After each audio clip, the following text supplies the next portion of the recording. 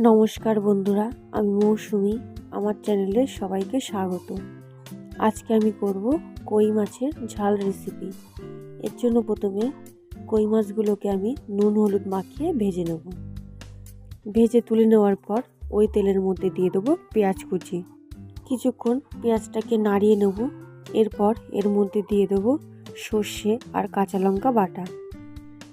এরপর ওর মধ্যে দিয়ে দেবো স্বাদ মতো লবণ আর হলুদ।